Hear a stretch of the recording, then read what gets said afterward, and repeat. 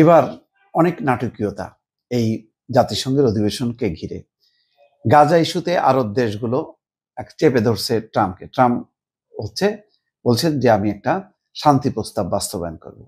অন্তত এইটুক চেপে ধরলো আরব বিশ্বের নেতারা, যার জন্য বাধ্য হচ্ছেন এই শান্তি পরিকল্পনা বাস্তবায়নের জন্য নেতানিয়াহুর সঙ্গে বসবে।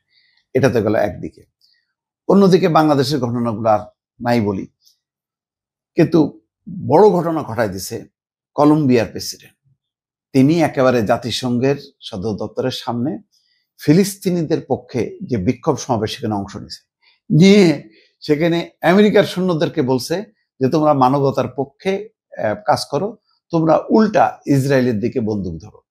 এইটা যখনই এই আহ্বান জানাইছে সাথে সাথে আমেরিকা তার ভিসা বাতিল করছে। আর কলম্বিয়ার প্রেসিডেন্ট বলতেছে যে আমি এগুলি মানি না, এগুলি কোনো পাত্তা দিই না, আমি ইউরোপের নাগরিক, আমার আমেরিকা যাওয়ার দরকার নেই। কিন্তু তিনি তার এই যে অনড় মনোভাব দেখাইছেন এবং ফিলিস্তিনে যে গণহত্যা চালাচ্ছে এই কথাটা তিনি সোচ্চারভাবে বলছে, বক্তৃতা দিছে, ভাষণ দিছে। একটা দেশের প্রেসিডেন্ট যিনি মুসলমান না কিন্তু মানবতার পক্ষে এইভাবে দৃঢ় অবস্থান, একটা নতুন চোখ খুলে দিল। এবং তিনি কিন্তু বামপন্থী প্রেসিডেন্ট, বামপন্থী দলের নেতা। চিন্তা করেন, তার একটা বিশ্ব দৃষ্টিভঙ্গি আছে, মানবতার দৃষ্টিভঙ্গি আছে। সুতরাং এই কারণে ওই আমেরিকায় যে কোনো পরোয়া করে নাই, তিনি বক্তৃতা দিছে। মার্কিন ভিসা বাতিলের সিদ্ধান্ত প্রত্যাখ্যান করেছেন কলম্বিয়ার প্রেসিডেন্ট গুস্তাভো পেত্রো। তিনি বলছেন এই পদক্ষেপের মধ্য দিয়ে আন্তর্জাতিক আইন লঙ্ঘন করেছে যুক্তরাষ্ট্র। কারণ সে আসছে তো কি বলে জাতিসংঘের অধিবেশনে, এটা তো আমেরিকার কোনো বিষয় না। তো সেখানে যেহেতু স্বাগতিক দেশ, মার্কিন যুক্তরাষ্ট্র অবস্থান জাতিসংঘের সদর দপ্তরে, সুতরাং এইভাবে বাতিল করাটা একটু আন্তর্জাতিক লঙ্ঘন করছে। পাল্টা অভিযোগও তিনি দিচ্ছেন। শুক্রবার নিউ ইয়র্কের রাস্তায় ফিলিস্তিনপন্থীদের একটি বিক্ষোভে যোগ দেন কলম্বিয়ার প্রেসিডেন্ট। এই সময় তিনি মার্কিন সেনাদের প্রতি ডোনাল্ড ট্রাম্পের আদেশ না মানার অনুরোধ জানায়। এরপরেই যুক্তরাষ্ট্র জানায় তার ভিসা বাতিল করা হবে। গুস্তাভো পেত্রো সামাজিক যোগাযোগ মাধ্যমে লিখছে যে এখন থেকে আমার যুক্তরাষ্ট্রে যাওয়ার ভিসা নেই, কিন্তু আমি পরোয়া করি না, আমার ভিসার দরকার নেই। আমি শুধু কলম্বিয়ার নাগরিক নই, ইউরোপের নাগরিকও। ইউরোপের নাগরিক কিভাবে আমি পরিষ্কার না, আমি নিজেকে বিশ্বের একজন স্বাধীন মানুষ মনে করি, এটা হলো বড় কথা। গুস্তাভো আরো বলেন, জাতি হত্যার নিন্দা জানানোয় ভিসা বাতিল করে যুক্তরাষ্ট্র প্রমাণ করেছে তারা আর আন্তর্জাতিক আইনকে সম্মান করছে না।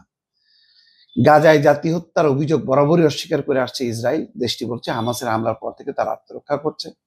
জাতি হত্যার নিন্দা জানানোয় ভিসা বাতিল করে যুক্তরাষ্ট্র প্রমাণ করেছে তারা আর আন্তর্জাতিক আইনকে সম্মান করছে না। যাই হোক, এটা একটা বিশাল ঘটনা। এইরকম ঘটনা কিন্তু অতীতে কখনো হয়নি। কলম্বিয়ার পররাষ্ট্র মন্ত্রণালয় এক বিবৃতি বলতেছে, যেখানে জাতিসংঘ তার সদস্য রাষ্ট্রগুলোর মত প্রকাশের অধিকার এবং স্বাধীনতার নিশ্চয়তা দেয়, সেখানে কূটনৈতিক অস্ত্র হিসেবে ভিসা বাতিল করা এই সংস্থার চেতনার পরিপন্থী। এটা পারে না। জাতিসংঘ তো মত প্রকাশের অধিকার এবং স্বাধীনতাকে নিশ্চয়তা দেয়, সেখানে এইটা কূটনৈতিক অস্ত্র হিসেবে যে ব্যবহার করলো, এইটা হলো জাতিসংঘের চেতনার পরিপন্থী।